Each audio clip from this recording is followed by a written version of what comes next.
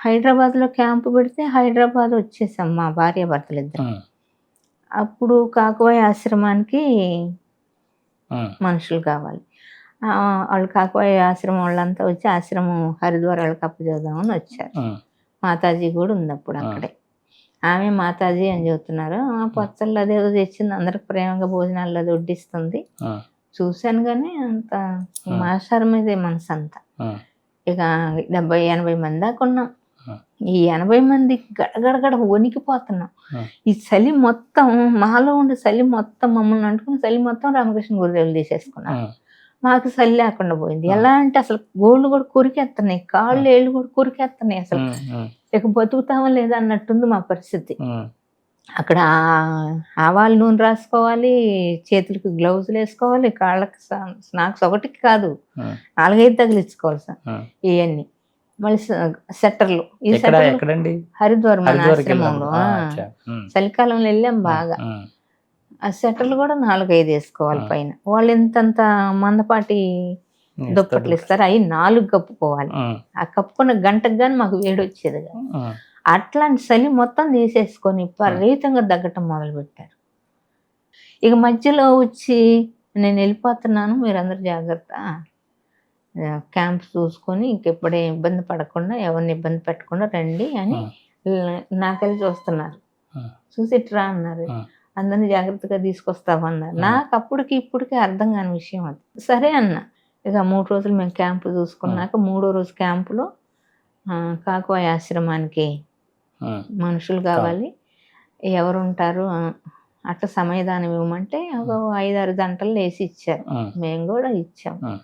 ఎందుకు ఇచ్చామంటే అంతకుముందు హైదరాబాద్ క్యాంపులో మాస్టారు 2 సమయదానం ఇచ్చేవాళ్ళు ఉన్నారు, వాళ్ళని పిలవండి అన్న. పిలవండి అంటే మమ్మల్ని ఒక అతను గుర్తిచ్చాడు, మణికుమార్ గారు. మిమ్మల్ని మాస్టర్ పిలుస్తున్నాడు అంటే వెళ్ళాను మాస్టర్ దగ్గరికి. వెళ్తే వెళ్ళి ఆశ్రమంలో ఉండండి, ఇంటికాడ వద్దన్న అంటే మాకు అట్లా రాబోయే పరిస్థితి మాది అంత కిటికీలుగా ఉంది అక్కడ. ఆయన ముందే దర్శనం చేశారు కావాలి, మాకైతే తెలియదు కదా అంటే సరేనన్న. ఈ మాస్టర్ దగ్గర మాట ఇచ్చిన తర్వాత మళ్ళీ హరిద్వార్ వెళ్ళాక హరిద్వార్లో మళ్ళీ కాకవాయళ్ళు నారాకోడూరోళ్ళు ఆశ్రమానికి వచ్చి ఉండమ్మా అని సమయదానం ఇవ్వమంటే లేసాము, సమయదానం ఇచ్చేసాం. ఇంక మీరు ఇంటికాడ ఉండకూడదు, ఆశ్రమాల్లోనే ఉండాలి, మీకు అక్కడ నచ్చకపోతే మనకి 24 శక్తి పీఠాలు ఉన్నాయి, అక్కడ ఎక్కడికైనా మీరు మార్చుకోవచ్చు, మారుస్తాము మిమ్మల్ని, మీరు బాగలేకపోతే మాకు ఇన్ఫార్మ్ చేయాలి అని చెప్పారు హరిద్వారం. సరే ఇక నారాకోడూరు దగ్గర కదా అని ఆలోచిస్తున్నా, కాకవాయల్లో మాకు కావాలని లేశారు. ఇంకా నారాకోడూరేమో పెద్ద గురుదేవులు స్థాపించింది, కాకవాయ ఏమో రామకృష్ణ గురుదేవులు. అవును అయితే నేను కాకవాయ వెళ్తాను. అట్లా కాకవాయ వెళ్ళటానికి సంతకాలు అన్నీ అయిపోయినాయి, వచ్చేసాం. వచ్చేసిన తర్వాత అసలు ఈ సంసారాలు వదిలిపెట్టి, కుటుంబాలు వదిలిపెట్టి కాకవాయ ఎందుకు, నా జిజ్ఞాసే అది, మాస్టర్ ఇచ్చిన వరంగా అవకాశం. ఏంటో తెలియని విషయాలు ఉన్నాయి ఆధ్యాత్మికంగా, నేను తెలుసుకోవాలనే జిజ్ఞాస అంతా ఇంత కదా. గురుదేవ నీ దగ్గరే జ్ఞానం ఉంది, అది నాకు తెలియాలి, ఇదే అడిగేదాన్ని మాస్టర్ దగ్గర. నీకున్న జ్ఞానం మొత్తం నాకు ట్రాన్స్ఫర్ కావాలి. అది ఎట్లా ఏంటి అసలు నాకు ఈ ప్రపంచమే తెలియదు, నా గ్రామం తప్ప నాకు తెలియదు, నేనేంటో నాకు తెలియదు. ఇట్లా మదన పడతా ఉండేదాన్ని మానసికంగా, లోపల లోపల. అడిగే పని ఏదేం లేదు మాస్టర్ని. మరి నేను పెద్దగా చదువుకోపోతేనే మరి గ్రామాల్లోకి వెళ్ళి గ్రామాలు బాగు చేయండి అంటున్నావు, అసలు మాట్లాడటమే రాని నాకు నేను గ్రామాల్లో పోయి నేను వాళ్ళకి ఏం చెప్పాలి అని అనుకుంటా ఉండేదాన్ని. సరే కాకవాయ పోయే అవకాశం వచ్చింది. ఒకరోజు పక్క గ్రామాలకు వెళ్ళటం మొదలుపెట్టా. మాస్టర్ చెప్పారు, గ్రామాలకు వెళ్ళి మీరేమి చేయొద్దు, మీరు వెళ్ళండి, జనాన్ని గ్యాదర్ చేసుకోండి, నేను అక్కడ ఉపన్యాసం చెప్పేది అని చెప్పారు. ఒక కొనగాలరిపాలెం అని ఆ ఊరు వెళ్ళా. 6 కిలోమీటర్లు నడిచి వెళ్ళేటప్పుడు వాన. నేను ఇంకొక అమ్మ నాగేంద్రమ్మ గారని ఆమె తోడు తీసుకెళ్ళా.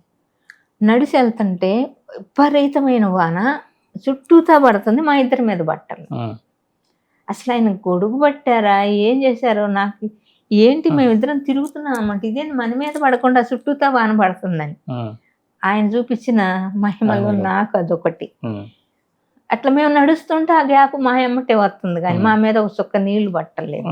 అప్పుడు టచ్ ఫోన్లు లేవు, అవును ల్యాండ్ ఫోన్లు తప్పితే వీడియో తీయటానికి కూడా అవకాశం లేదు. అవును ఇదేంటంటే గురువుగారే మన మీద బాధపడకుండా ఏదో ఆపారు, గురువుగారు సామాన్యులు కాదు అని చెప్పి నేను డిస్కషన్లో అనుకుంటా ఆ గ్రామానికి వెళ్ళాము. వాళ్ళ ఊరు వెళ్ళేసరికి వాన తగ్గిపోయింది.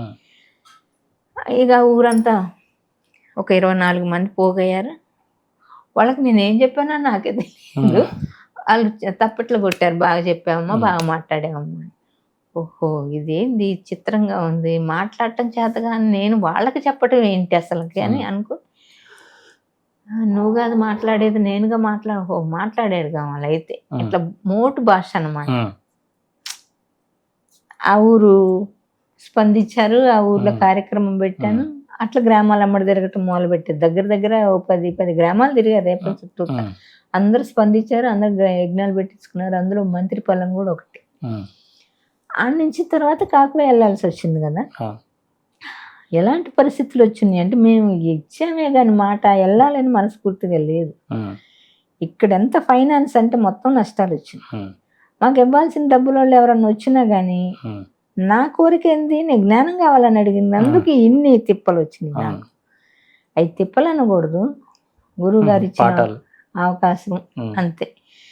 ఇక ఆర్థికంగా నష్టాలు వచ్చినాయి. అక్కడి నుంచి ఇక నారాకుడూరులో క్యాంపు పెడితే రామకృష్ణ గురుదేవులు, నేను వేరే ఊర్లో యజ్ఞం చేస్తా రాలా. నామళేశ్వర గారు అని ఉన్నారు, ఆయన చెప్పారు, పిలిచి లేలని అర్జెంటుగా రమ్మని చెప్పి. అమ్మ నేను మాస్టర్ రమ్మంటున్నారు అన్నాను. సరేనని మాస్టర్ రమ్మంటున్నారు కదా, మరి యజ్ఞం ఒప్పుకున్నా కదా అంటే, యజ్ఞం క్యాన్సిల్ చేసిరమ్మా, నీకు అర్థం కావట్లేదు అన్నారు. ఇట్లాగే నామళేశ్వర గారు. సరే అయితే అని వాళ్ళకి ఆ ఊరోళ్ళు ఏమనుకుంటారు, ఏంది సరే నేంది ఆయన రమ్మంటే రావాల్సిందే, క్యాన్సిల్ చేయాల్సిందన్నారు. ఇదే అంత గురువు చెప్పిన తర్వాత రావాలనే విషయం కూడా నాకు తెలియదు. సరేనండి నాకు వీలు పడలేదు, నాకు ఏదో ఆటంకం వచ్చింది, మీ ఇక్కడ ఇప్పుడు కాదు ఈసారి వచ్చే పౌర్ణానికి మీకు యజ్ఞం చేసి పెడతాను, మీరేం అనుకోగాకండి అని చెప్పి నేను నారాకుడూరు, మేమిద్దరం భార్యాభర్తలు నారాకుడూరితో చాలా సీరియస్గా ఉన్నారు మాస్టర్. నాకు చూసి దగ్గర పోవటానికి కూడా భయం వేసింది. అందుకని నేను దగ్గర పోలేదు, దూరంగానే ఉండి ఏంది ఎంత సీరియస్గా ఉన్నారు. ఉపన్యాసంలో నాకు కలిసి వస్తాను, నేను చెప్పింది ఏదో ఈ 9 రోజుల క్యాంపుల్లో నువ్వు పాల్గొని ఈ 9 రోజులు విన్నాయి కదా, నువ్వు పోయి అక్కడ చెప్పాలి. క్యాంపు మిస్ అయిపోతే నేను ఇక్కడ ఏం చెప్పాను నీకు ఎట్లా తెలుస్తుంది, నువ్వు అక్కడ ఏదో చెబుతున్నావు, అక్కడ నేను చెప్పేది రాంగ్ చెప్పేసరికి ఇక్కడ నవరాత్రుల్లో చెప్పాల్సిన విషయాలు చెప్పకుండా వేరే గాయత్రి మంత్రం గురించి ఏం చెప్పాను, అక్కడ ఏదో రాంగ్ గుర్తులేదు కానీ అక్కడ ఏదో రాంగ్ చెప్పాను. అందుకని పిలిపించారు. అంత అంటే ఎక్కడేం మాట్లాడుతున్నా ఆయనకు తెలిసిపోయింది. మా 7 జన్మలో మా 7 జన్మలు తెలుసు, జరిగిపోయిన 7 జన్మలు మాస్టర్కి తెలుసు. అప్పుడు అక్కడి నుంచి బయలుదేరి వచ్చింది. నాకేమన్నా మా వారేమో బయట సిగరెట్ అలవాటు, బయట కూర్చొని సిగరెట్ తాగటానికి వెళ్ళారు.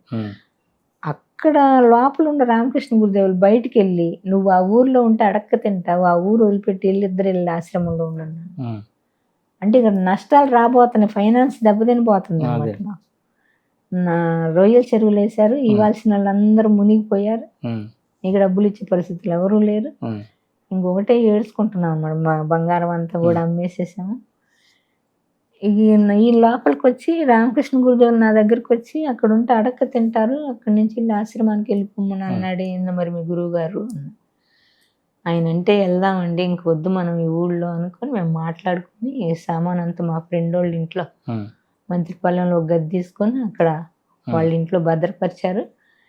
చిన్న చిన్న ఏమైనా ఉంటే సర్దేసేసుకొని ఆ ఇల్లు కూడా ఖాళీ చేసేసేసి మేము కాకువాయి ఆశ్రమానికి వెళ్ళి, నేను వెళ్ళినాక కాకువాయి రాలేదు గురువు గారు, నిన్ను తీసుకొచ్చి నా నెత్తి మీద పెట్టాడు. ఇక ఆయన రాట్లా, నువ్వు వచ్చిన కాడి నుంచి ఆయన రాట్లా అంట మొదలుపెట్టింది మాతాజీ. నాకు అది అర్థమయ్యేదిగా. ఆయన ఏంటి ఈ శరీరంలో కూడా పని చేస్తున్నారు, ఆయన తీసుకున్న నిర్ణయం అది. ఆ శరీరం అక్కడ పనిచేస్తుంది, ఆయన శరీరమే అక్కడ పనిచేస్తున్నప్పుడు ఆయనకి అక్కడ రావాల్సిన అవసరం లేదుగా, అక్కడ అవసరాలు లేవు ఇక. అందుకని ఉపన్యాసం చెప్పాము, మాతాజీ ఉంది, ఇంకెందుకు అనుకున్నారో ఏందో మరి రాలేదు.